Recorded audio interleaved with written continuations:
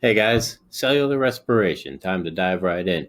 This is what the mitochondria do, but usually when we talk about cellular respiration, we include a process called glycolysis, which is going to happen outside of the mitochondria in the cytoplasm. And this is a thing that happens in all living things. The point of all of this, glycolysis, cellular respiration, is to make ATP. I will often refer to ATP as the boom because it makes a boom. And if we were in the classroom, it'd be a much more resounding and thunderous explosion. It just doesn't translate well through the video, I guess. But that's the whole point of this. ATP, we've said, is our usable energy. This is the energy that we can use in our cells. This is the stuff that we use to stay alive and to move and to do all the things that we do. So we need to be able to make that. Let's talk about how that happens. Remember, photosynthesis and respiration are pretty similar processes. We will get into the details of just how similar they are, but if you look at the two chemical reactions, they are just the reverse of each other. We're going to take glucose and oxygen to make carbon dioxide and water, and we're going to use that energy to generate ATP. I really don't like it when they use this plus. If you're going to have the ATP on the right, you should have ADP plus inorganic phosphate on the left, because we're not making that ATP from glucose or from oxygen. We're making it from ADP and inorganic phosphate. But this is a huge set of steps. This is not one chemical reaction. This would be it would be too explosive to do this all in one go.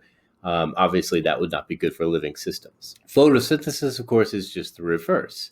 And we're going to use carbon dioxide and water to make these organic compounds. Now, we don't always make glucose, and we don't always have to break down glucose, but we'll use glucose as a basic model. And then later on, I'll show you how we can put in fatty acids, how we can put in, amino acids, how we can put different compounds into this process and still get the same result. We're going to get ATP, whether we're breaking down proteins or lipids or carbs, it doesn't matter. And in photosynthesis, plants don't have to make glucose. They can make amino acids. They can make fatty acids. They can make other compounds, and we'll talk about that too. But glucose is a really good model. It's kind of like the basic path through these. So we'll get good at glucose and then just show you how the rest fits in. So when we look at these reactions, we can ask ourselves questions like, which one of these is endergonic? And that should be pretty straightforward. Which one is anabolic, right? Because that's going to be the same thing in biology. It's not always true in chemistry that endergonic reactions are going to be ones where you're building something. But in biology, it always goes in the way that makes sense. Anabolic, endergonic, and building. That's one type of reaction, right? Dehydration synthesis, for example. And then the other type of reaction is exergonic and breaking things down, and catabolic. So keep those two terms grouped into two separate groups and you'll be fine all through biology.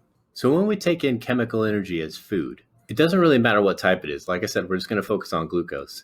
We're going to break bonds and move electrons. And when we move electrons or pass electrons to a protein, we can change that protein shape and make it do something. So it's a potential, it's a kind of energy. And so a lot of the energy is just in these high energy electrons. So in something like glucose, the electrons have a lot of energy. They want to go to other places.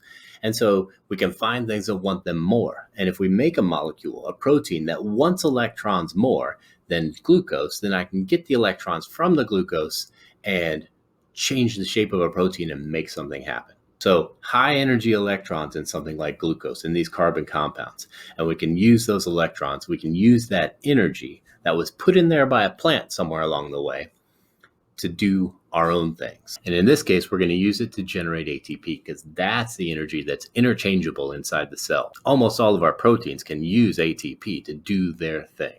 So when we're moving electrons, we're going to use what are called electron carriers. They're usually some kind of modified nucleotide, which is a monomer of DNA, with some modifications on or some things stuck on there. So we've got a couple that we'll talk about. NADH is an electron transporter, and FADH2. And when we do photosynthesis, we'll see that there's another one called NADPH. But they're all just electron carriers. They can carry a pair of electrons. They go from being NAD+, so they go from being a positively charged ion to having a hydrogen stuck on there. So if you think about this, I've got this NAD+. It's got this positive charge. And then I got a hydrogen with a positive charge. With 2 electrons, we can make a bond between these two things. So we got to add 2 electrons. So we're going to take 2 electrons, and that'll allow us to make a bond so that we have NAD with the hydrogen attached to it. So it's carrying 2 electrons in that bond, but it's happy to go back to this without those 2 electrons. So we'll be able to pass those electrons to somebody else. But these are high energy electron carriers. So the electrons are at very high energy when they're stuck in this NADH. So you can think of that as like money in the bank. It's not ATP, but it's a way to get ATP. We could save up so that we can generate ATP. They don't work as ATP, but using NADH, we can generate ATP using those high energy electrons. We're tucking those electrons away for a rainy day. So that NADH, I will almost always call any of these guys the oink oink. And the oink oink is good because it helps you get the boom, okay? We're making a deposit so that we can have energy to generate ATP to get that boom. It's reducing power. It's the ability to pass electrons. This is all redox. I don't know if you remember redox, but oxidation and reduction, that's chemical reactions where electrons are passed. This is all what this is. So here's our high energy electrons that when we pass them to a protein, that protein will change shape.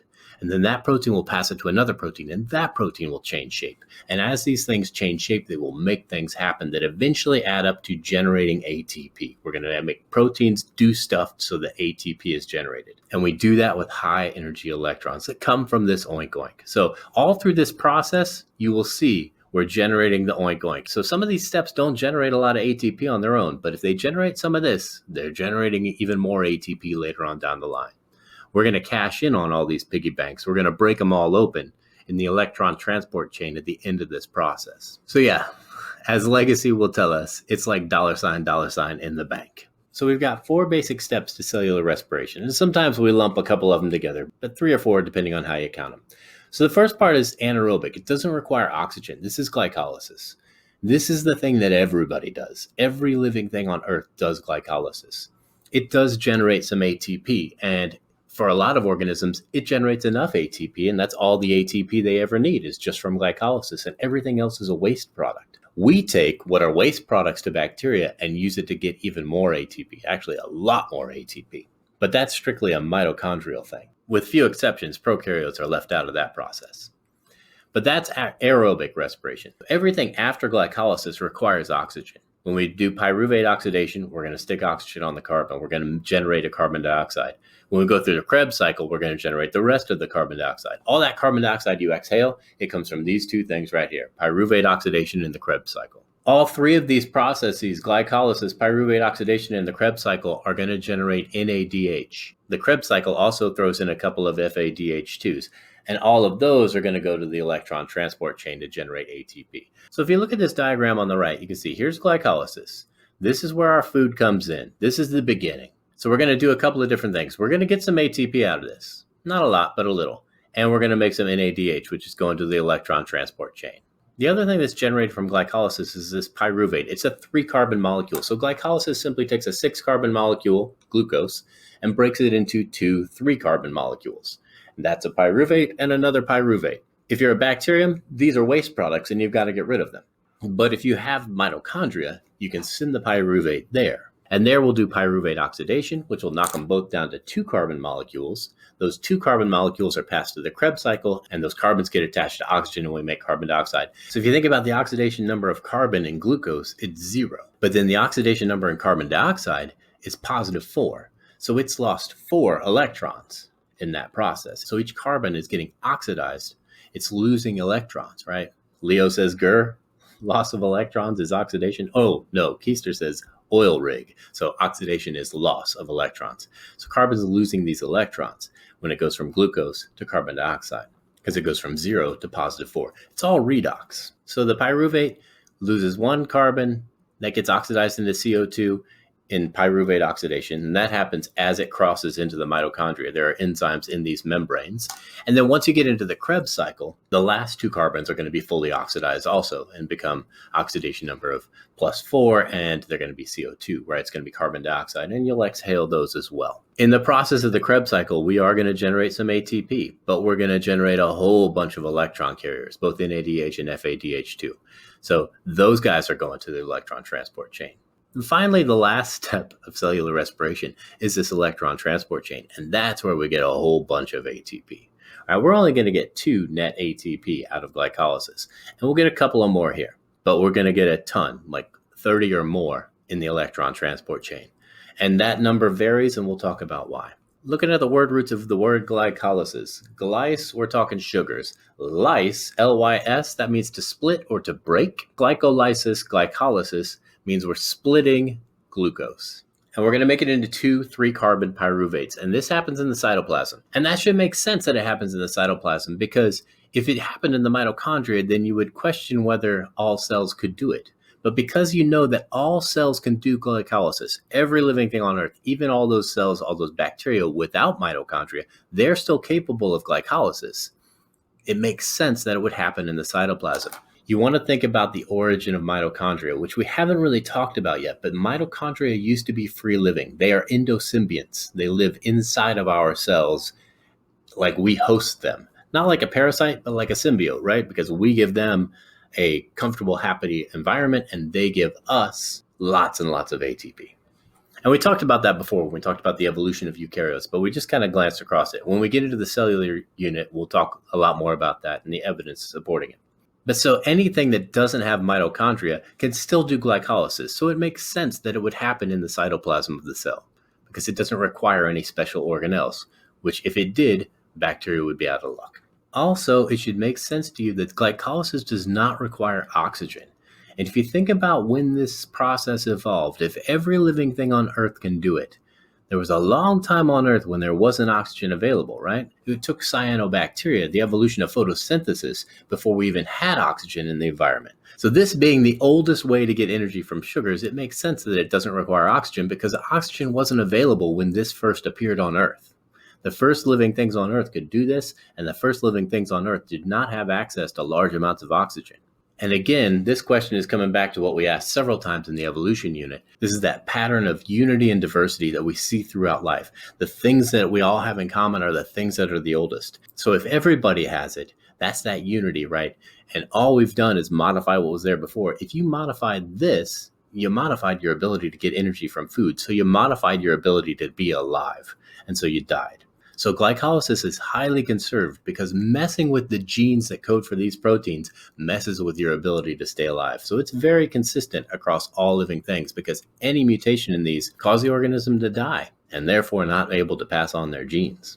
I want you to pause the video, take a minute, and make sure you can still do this. I'm going to keep asking you this question.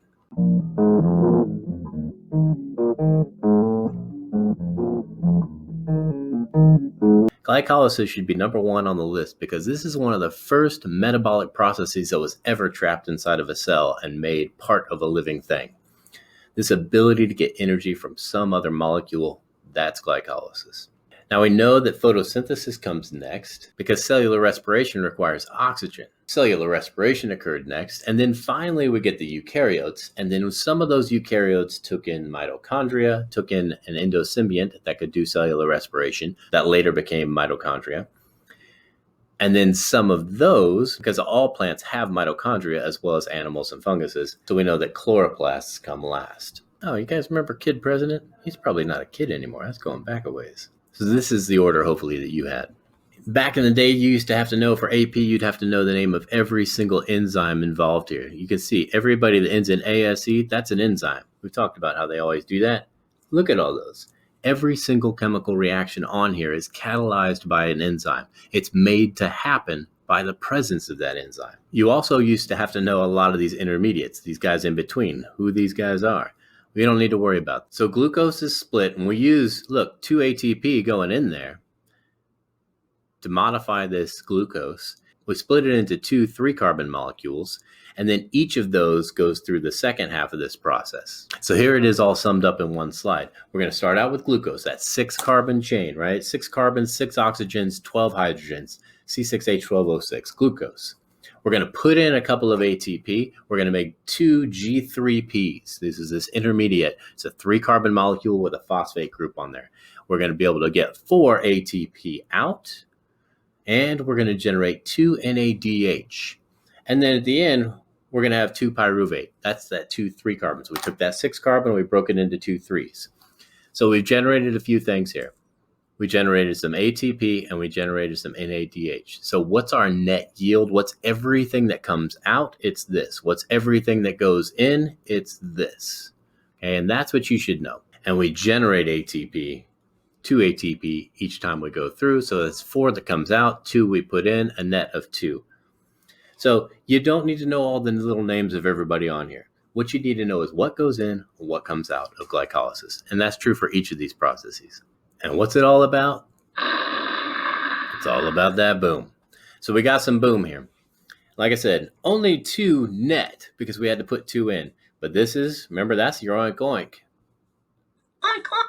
We got $sign in the bank right there. Penguin has a reason to be disappointed. Only 2 ATP from this glucose? There's a lot more energy there. But like I said, with Furobacterium, life is simple. You don't have huge complicated demands. You don't need a huge quantity of ATP. You can live on just 2 ATP per glucose. This is sufficient, and this is what bacteria get by on, for the most part. Even if you're only living on glycolysis, you've got a little problem already. And you can see we're making pyruvate, and we're making ATP, but we're also generating this NADH. So we're going to use the ATP elsewhere, and we'll get ADP and inorganic phosphate back. So we're going to get that ADP. That's not going to be a problem. We're going to eat glucose, no problem there. We're going to keep that coming in. But in this whole process, we don't have a way to regenerate NAD+. And so if you're not giving these to the electron transport chain, which will turn these guys back into NAD+ when it uses it, when it takes those high energy electrons, if you don't have an electron transport chain, if you don't have mitochondria, or if your mitochondria aren't working, let's say you don't have any oxygen, if you're exercising heavily, your body can run out of oxygen, or at least certain muscle cells can run out of oxygen. And so therefore your mitochondria stop working. You can't generate NAD+, and this whole thing shuts down because it requires that NAD+, because you've got to be able to pass the electrons to make NADH. And so we're going to run out of NAD+. We're going to shut this whole process of glycolysis down, and we're going to get dead unless we can some way get some NAD+. So we need to be able to get that NAD+ back. And if you're not using the electron transport chain, that's a problem. Here's our electron transport chain, and it's going to take oxygen that you breathe in, and it's going to convert it to water. And the way it's going to do that is going to take these hydrogens from the NADH. It's also going to take electrons. The electrons take a little bit of a longer path, but they're going to go through this process that returns the NAD+ so that we can still use that to continue to do more glycolysis, and so we can continue to generate ATP. Now, if you can't do electron transport chain where producing this NAD+ is a byproduct, you have to get that NAD+ back some other way so that you can continue to do this glycolysis. And so we're going to do this in a couple of different ways. We're going to turn that pyruvate into something else. You can turn it into lactate, which is essentially lactic acid, or you can turn it into ethanol. Let's look at these two a little more closely. So alcoholic fermentation is where we're going to take this pyruvate and we're going to turn it into ethanol plus a CO2. That's your 3 carbons accounted for, right? 3 in pyruvate, 2 go to ethanol, the third one becomes a CO2. And in this process, we can turn NADH back into NAD+. So in this process, we use that hydrogen and those 2 high energy electrons and therefore return NAD+ back to glycolysis so we can keep doing it and keep generating that ATP. Even though we're only generating 2 ATP every time through glycolysis, that's enough to keep us going depending on who we are and at what point in our life we are. If this is in a closed container, yeah, this is going to kill the yeast that produces it. This is how we make things like beer and wine. And at some point, you get to so much ethanol that it kills the organism producing the ethanol. Now, the idea is this process evolved not in closed containers. It didn't occur originally in beer bottles and wine casks. It occurred in open ponds and places like that, where that alcohol was free to evaporate away, and the concentration was never high enough to cause any problems for the organisms producing it. But there isn't any mechanism to reverse that. It's just a byproduct. It's just a waste product at that point. If you look down here, you can see we go through glycolysis, generate that boom, right? Get a couple of ATP, and we're going to make 2 NADHs. And then we have to turn that back into NAD+. And this process of making ethanol is how we do that. The pyruvate, we take a couple of other steps through. You don't need to worry about that. But there's our CO2 being generated. And if you think about starting with glucose, of course, we're going to go through this twice because we're splitting it into 2 pyruvates. So each pyruvate goes through this. So we end up generating a couple of NAD pluses back, basically returning the 2 we borrowed. And we're going to make 2 ethanols and 2 carbon dioxides. The organisms that do this are primarily bacteria and yeast. Yeast are a simple fungus, but they do this alcoholic fermentation. And like I said, it's what we use to make bread and beer and things like that. So that's mostly bacteria and yeast. When you look at lactic acid fermentation, this is what you do. If your mitochondria don't have enough oxygen to continually crank out the ATP, if they get stalled, bogged down because of a lack of oxygen, you're breathing as hard as you can, but you still can't deliver to certain muscle cells, they will do this lactic acid fermentation. And you may have heard about this. They do say, a lot of people say that that's what causes the burn when you're working out. This is not the burn. But lactate is a 3-carbon molecule. So we're taking our pyruvate and we're turning it into lactate, which is a different 3-carbon molecule. Now, there are some organisms that do this, and the lactic acid is produced as a waste product. This is how we make yogurt, which is why it has that tanginess to it. It has lactic acid. But in that process of turning pyruvate into lactate, we are making NAD plus again so that we can continue to do glycolysis. Even if we can't do complete cellular respiration, we can still generate some ATP through glycolysis. And we can keep that going because we can continue to have this NAD plus through this process. Now, the cool thing about us is we can take that lactate and we'll just dump it into the blood out of the cells, and it will transport to the liver. And then in the liver, later on, when you have enough oxygen, you turn it back into pyruvate and basically run it through the rest of it to get all the energy out of it. If you're a bacterium, like I said, in yogurt, you just let it go. It's just a waste product. But for us, it's still usable. We'll get it later. So pyruvate is a point where we make a decision. If we have oxygen, we're going to the mitochondria, we're doing aerobic respiration, we're doing all the cellular respiration all the way through, and we're going to get a ton of ATP. If we don't, we're getting a lot less ATP, but we need to be able to cycle that NAD plus back into glycolysis. So we're going to do some kind of fermentation. If it's us, we're doing lactic acid fermentation. Other organisms do alcoholic fermentation and produce that ethanol instead of the lactate. Typically, we're doing this pathway. So if you want to pause the video and answer these 3 questions, I think that's a good idea. I'll go ahead and play the clip.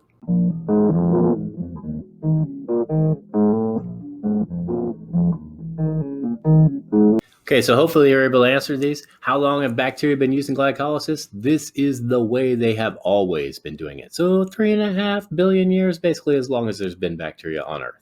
Why haven't they become more complex? 2 ATP per glucose. That's not very much. That's kind of disappointing.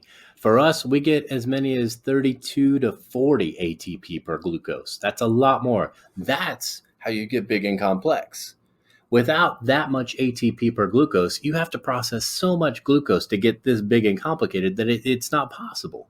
So if you're a bacterium, staying simple is kind of a necessity because you only get 2 ATP per glucose. You get a tiny amount of energy from the food you consume. So you are not able to elaborate on the theme. It pretty much stays the same. It stays simple. It stays efficient.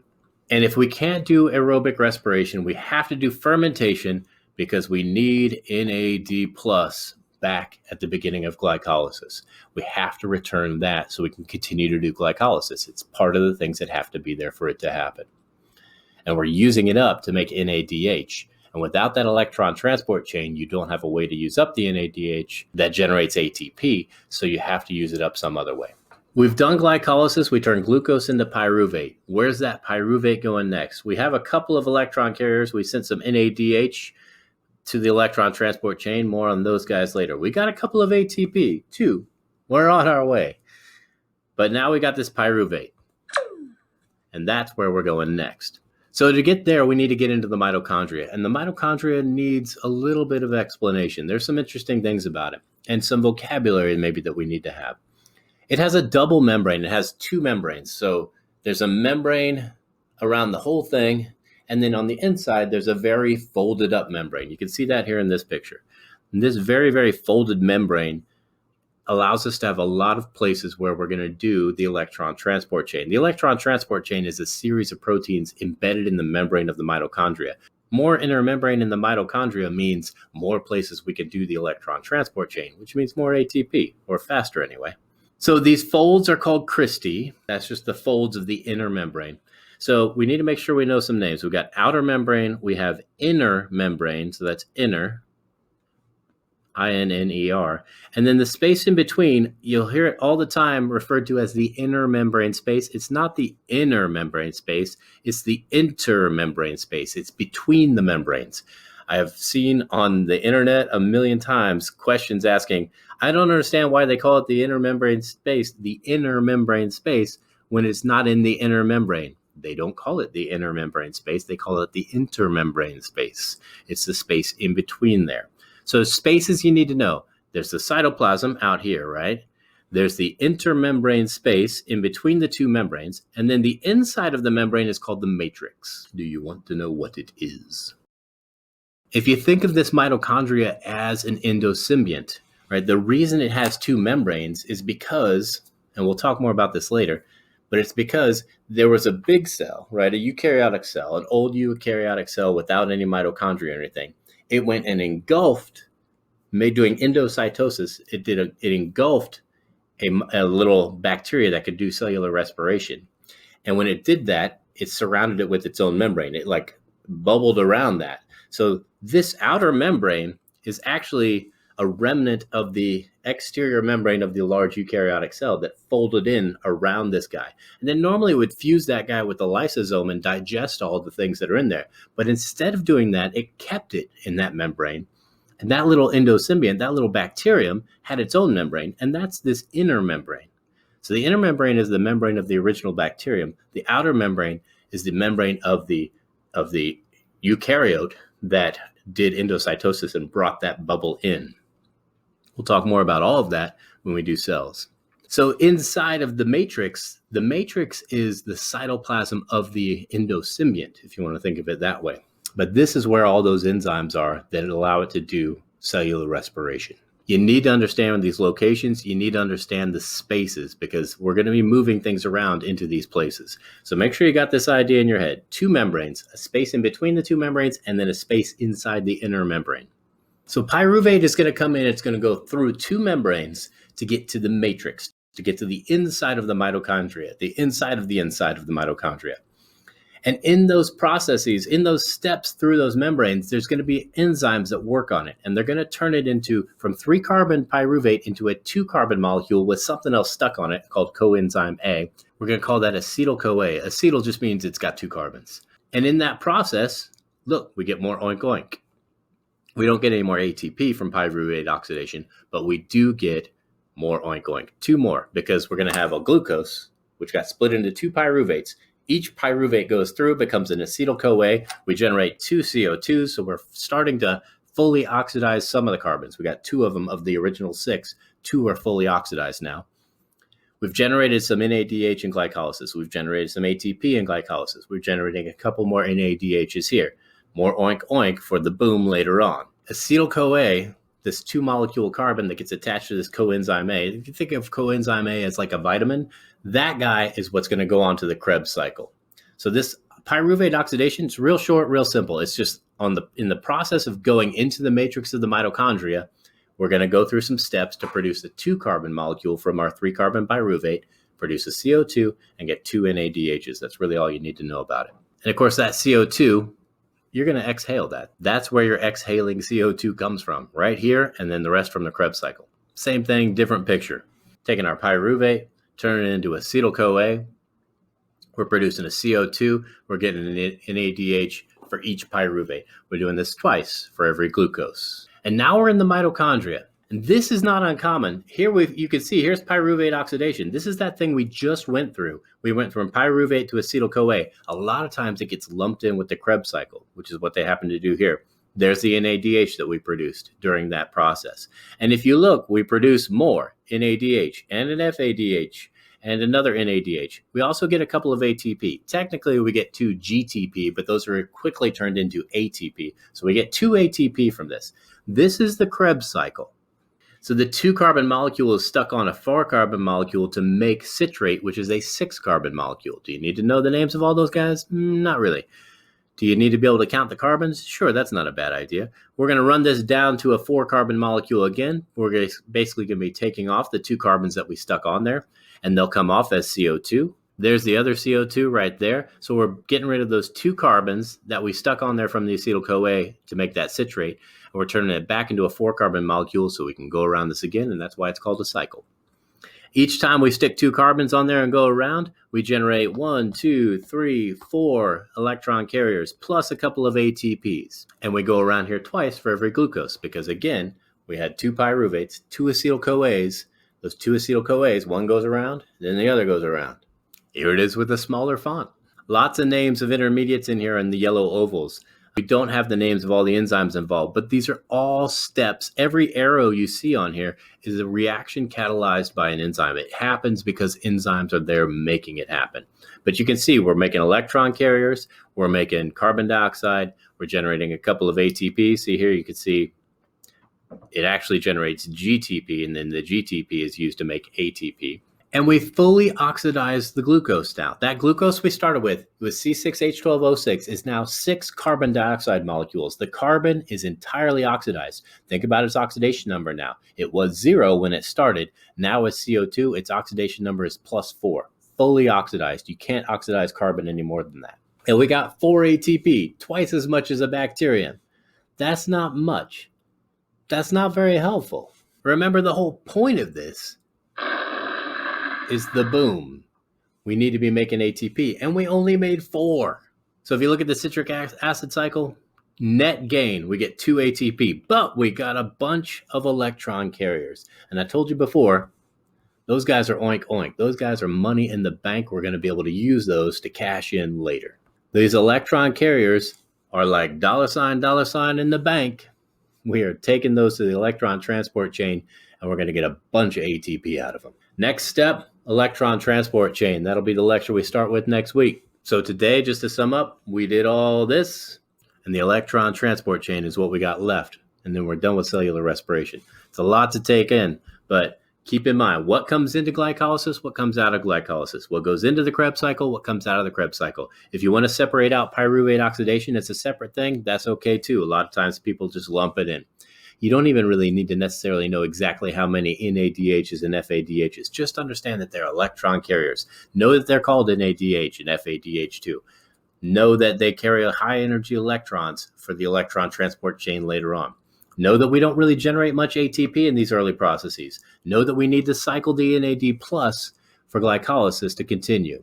So there's a lot there, but you can spend some time with it and get there. And there'll be lots of mastering questions and things like that. So next lecture, electron transport chain. You guys are doing great. Hang in there. Oreo, put a sock in it.